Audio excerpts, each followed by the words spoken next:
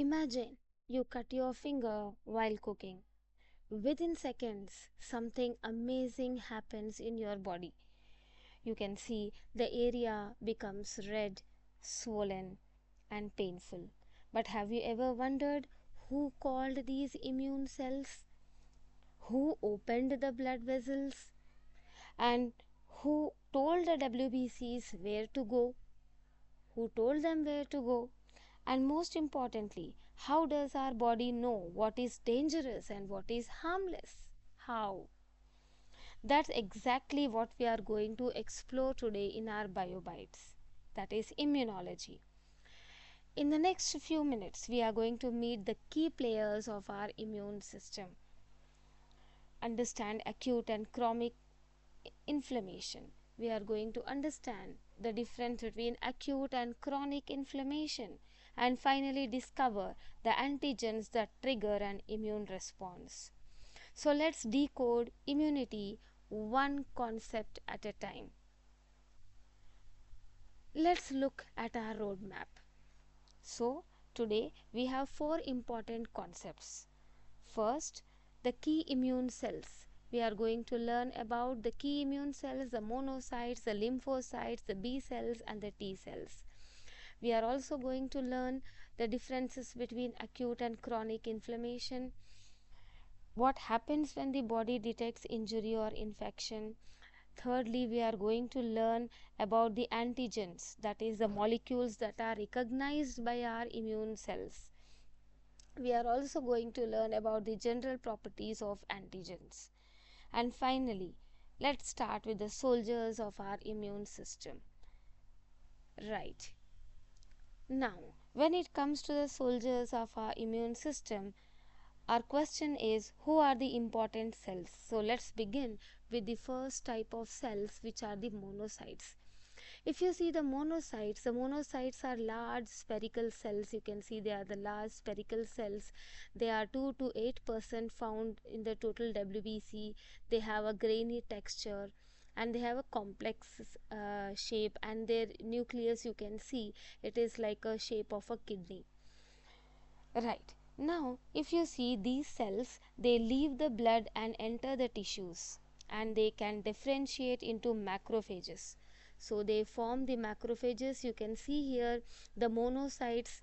The macrophages are the cells which engulf the antigens or the disease causing or any foreign body which enters. Right. Now next we have the lymphocytes. The lymphocytes, they have the regular cytoplasmic border. You can see they have a regular cytoplasmic border, and they are 20 to 30% WBCs they form. They have no grainy texture, they have fine granules, they have a regular nuclear shape. Their nuclear is slightly spherical. And there are three subtypes in lymphocytes, which are the T cells, the B cells and the natural killer or the NK cells. So lymphocytes are categorized into these three types. Right. So just remember, the lymphocytes are mainly adaptive defensive system, whereas the monocytes are the innate, right? Whereas the lymphocytes are mostly adaptive.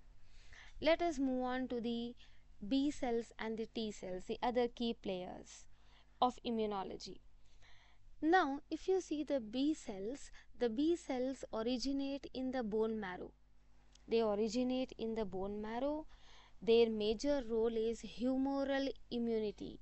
So here children, you have to remember what you mean by humoral immunity.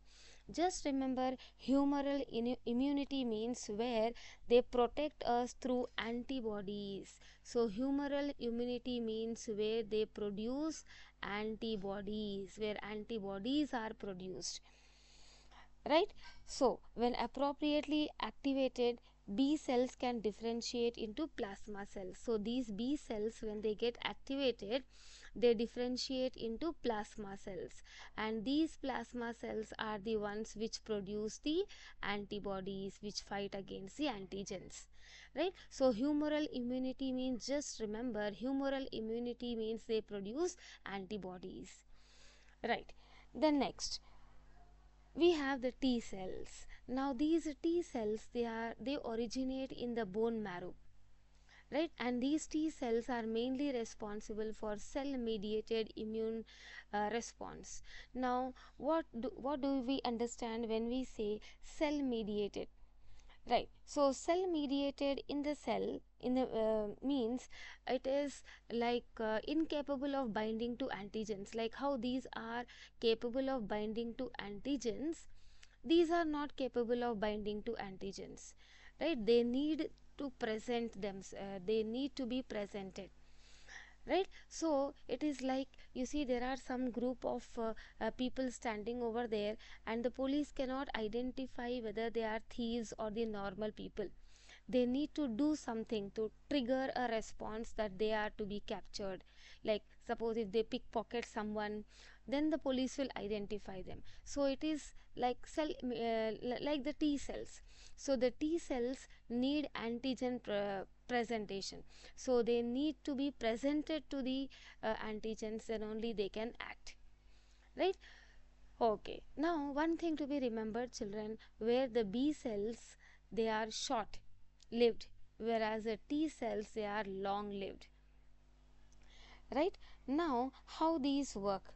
So let us move on to how these B and the T cells work. Now when it comes to T cells, they become activated and help coordinate an immune response. Now B cells, plasma cells produce antibodies, as we have already learned. So these plasma cells, they produce antibodies and they target the extracellular pathogens. That means the B cells target the pathogens which are present outside the cells, right? So they work out the with the antigens or the pathogens which are present outside, that is in the blood or in the extracellular fluid. Whereas the T cells, you can see here, they enter into the cell. So they destroy the infected cells, they target the intracellular pathogens, that means the pathogens which are present within the cell. That is what we call it as cell mediated immunity. Humoral immunity, they produce antibodies and mostly they target the extracellular pathogens, the pathogens which are present outside the cell. Whereas the T cells, they are mainly playing a role in cell mediated immunity, where they target the intracellular pathogen, right? Now if you see how they work, now whenever an antigen, any foreign body enters the monocytes or this type of WBCs, they engulf the antigen, and that antigen is presented to the T cell. As I told you, the T cell need someone to tell them that this is the one they have to target, this is the villain. So the antigen is presented to the T cell. Now what the T cell does, once the antigen is presented to it, immediately the T cell, you see, it activates the B cell, and it is the B cell who will produce the antibodies to fight.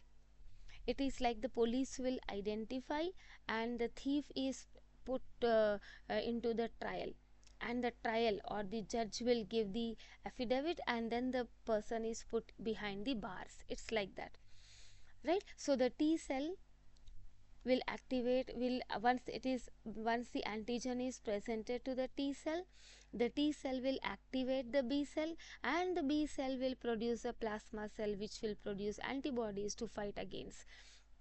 So you see, this is all the system which works together. That is why we call them as key players. Now in addition to these, we have other natural killer cells, NK cells.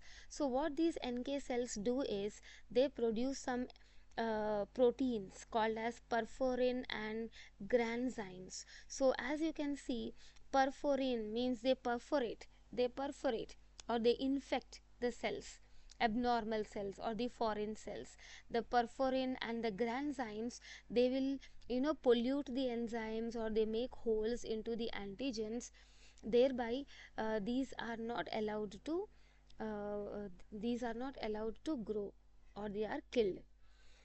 Now when we see, the monocytes are the innate defenders, The lymphocytes are adaptive in nature.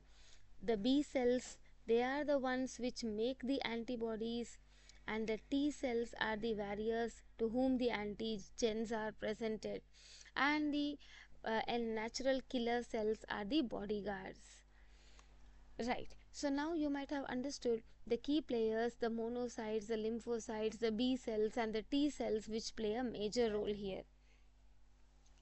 Right. So now let us move on to the next one. Now here we have to understand the difference between acute and chronic inflammation. Now let us come back to our opening example, the cut on your finger. Right, that redness, heat, swelling, pain are the signs of inflammation. So remember children, inflammation is nothing but it is the body's protective response to injury, right? But that inflammation can be broadly classified into two types, right? So it can be classified as acute inflammation or chronic. Now remember, acute means something which is there for a short duration. So acute inflammation is the one which is there for short duration. When the inflammation is for longer time, then we call it as chronic inflammation. Right. So, and one more thing to remember, in acute inflammation you have the neutrophils playing a major role, right? Even the more supported by monocytes and macrophages, but the major role is played by the neutrophils here, right? Because they are the body's first line of defense. We call them as microscopic policemen of the body. Whereas in chronic inflammation, the monocytes, the macrophages, the plasma cells, the fibroblasts, right, the lymphocytes, these are the ones which play a major role, right? Then if you see the characteristics of this acute inflammation, so in this characteristic, exudation of fluid and plasma proteins. So here what happens, to understand this, let us just learn about the sequence of acute inflammation. Children, whenever there is a entry of pathogen, right, into your blood vessel, you can see here immediately it is recognized. You can see the first step is recognition. The macrophages or the mast cells, they recognize the pathogen, and once they recognize, then there is vascular response. Right. Now what do you mean by this vascular response? Your blood vessel will dilation means your blood vessel will slowly, there is a vasodilation, you can see here, right? Vasodilation. So when these proteins are released, histamine and serotonin, when these are released, your blood vessels will dilate. So when blood vessels dilate, the molecular permeability, the permeability of the blood vessel will increase. When the permeability increases, the neutrophils migrate. You can see the neutrophils migrating, right? Migrate from the blood into the site, right? And then they eat away the pathogens and then they are removed, right? So this is a sequence of acute inflammation. So this is what happens. Recognition, once they are recognized, the vascular response, that is a dilation of the blood vessel, then the neutrophils migrate, and phagocytosis, that means they eat away the pathogens, and finally once the pathogens are engulfed, the removal of the debris and the tissue repair. So this is what happens in acute inflammation. This is how it works. But when it comes to long time or long lasting, which takes months or years, then it results in tissue destruction. Now what happens here in chronic inflammation is the macrophages, the lymphocytes, they will be continuously working. The plasma cells will produce antibodies, and the antibodies are continuously producing they are fighting against the pathogens, right? And wherever there is inflammation, the fibroblast means these cells which will cure your blood leakage, right? The fibroblasts, these fibroblast cells are the internal healers, so these form the new blood vessels. So this is all going on continuously in chronic inflammation, and due to this continuous process happening, it may result in tissue damage and fibrosis, right? So there is a destruction of tissue, there is fibrosis and scarring which occurs during chronic inflammation, right? So when you see acute versus chronic, if you see acute, it is for days, whereas chronic, it is for months and years. In acute, you have the neutrophils playing a major role. In chronic, it is the lymphocyte and macrophages, right? Now early defense and clearance, whereas persistent response, immediately the clearance is seen in acute, whereas here there is a continuous response and repairing modeling going on here, right? So the outcome is resolution and healing here, right? Whereas here it is in chronic, it is the ongoing inflammation, the fibrosis and the scarring. So these are the terms you need to remember, which play an essential innate immune response to injury and infection. Then next we have the antigens. Now, so antigens are nothing but these are the pathogens which trigger or start an immune response. Now, so antigens are nothing but these are the foreign substances that enter the body, and the moment these antigens enter, they are immediately recognized by our immune system. The moment they are recognized by our immune system, our body produces antibodies, right? Immediately the response is activated. Now, if you see this antigen which enters into our body, there are three types of antigens recognized. First, we have the exogenous antigens. So exogenous antigens are the ones which enter from the external environment. They may enter from the dust particles, they may enter through the respiratory tract or the oral tract, right? Like for example, inhaled dust or bacteria through food, bacteria, viruses through food, or pollen grain again. So anything which comes from the environment, we call it as exogenous antigens. Exo, outside. Endogenous antigens, which are produced inside the cell, right? So any like viral proteins, whenever any disease causing bacteria infects our cells, these disease causing pathogens, they release some proteins, harmful proteins. So these are which are produced inside the cells, we call them as endogenous antigens.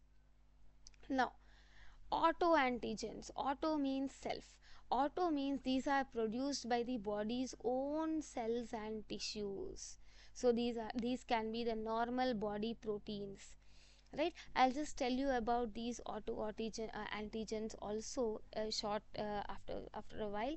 Now if you see structure of an antigen, if you see the antigen has the epitopes, right, or the antigenic determinants.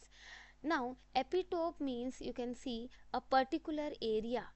It is epitope is an area which is recognized by the immune cells or the antibodies. Now suppose when an antigen enters into your body, how will your WBCs identify them, or how will your antibodies which are released identify them? They identify them by certain features.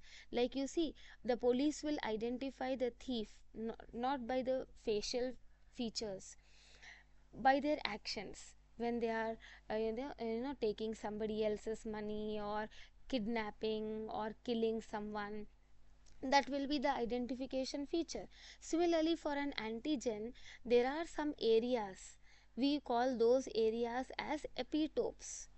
Epitopes, as it is written there, epitopes. So these are certain areas which help the antibodies to identify that that particular structure is an antigen, right? So once it is identified, so it can be the types of antigens as we have learned. If it is endogenous or autoantigens, they will be in the form of viruses, bacteria. You can see some foreign lipid molecules, the nucleic acids released by virus and bacteria, the toxins produced. All these are the types of antigens, right? Now antigens, if you see the properties of antigens, they are very specific, right? They are not generalized, they are recognized by the immune system, and they are large or complex, right? So their proteins are different, which are different from the body proteins. The proteins will easily be identified, they can be distinguished from self and non-self, and they are immunogenic. Immunogenic means they can easily trigger an immune response. They have these epitopes which can easily be identified, and they are diverse. Diverse means many different antigens exist, right?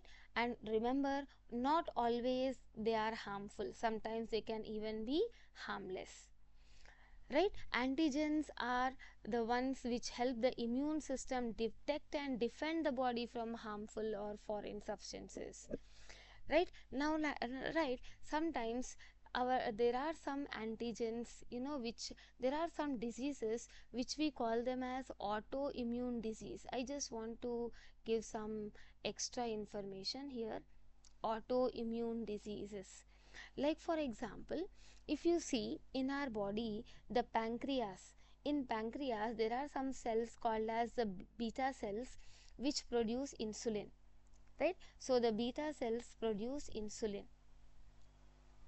So in type 1 diabetes, when you see in diabetes, in type 1 diabetes, what happens is the immune cells or the macrophages or the immune cells, when they will not allow the beta cells to produce insulin.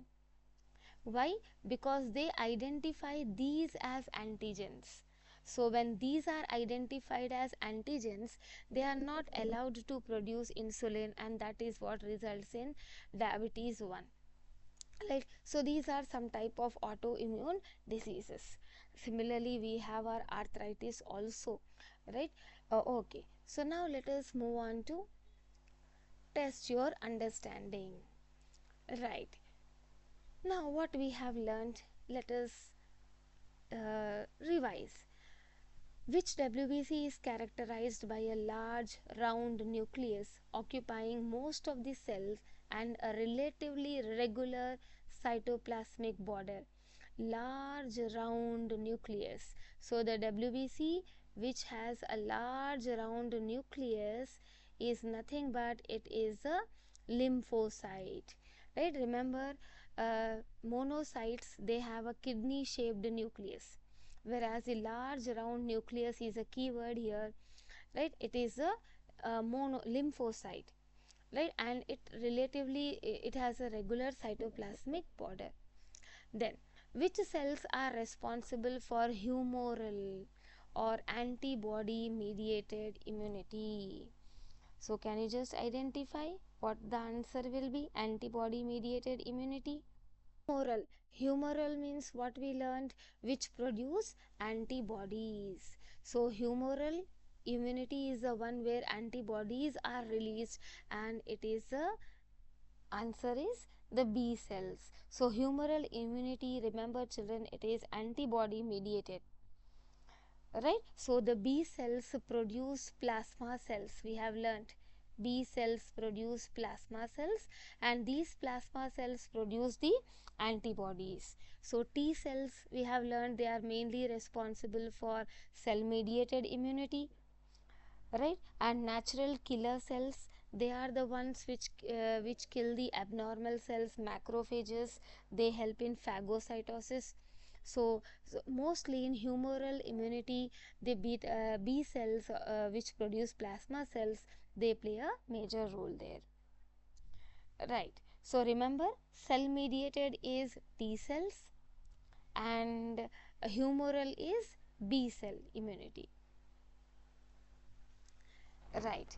Now let us move on to the next one. T cells mature primarily in which organ, right? So remember children, T cells originate in bone marrow. They originate in bone marrow, but they mature. The answer asked is mature. So they mature in the thymus, right? So this is the most important immunology fact. So T cells, they are produced in bone marrow, but they mature in thymus, right? So bone spleen is a secondary lymphoid organ. Lymph nodes, right, it is a site where the lymphocytes will encounter the antigens, right? So it is a T cells where they mature. Now next, which of the following functional subtypes belong exclusively to T lymphocytes? So in T lymphocytes we have the suppressor cells, right? We have seen in the picture the suppressor cells. So the suppressor cells is an older term, right? So suppressor cells, their major function is to suppress or regulate excessive immune responses. Now why it is not plasma cell?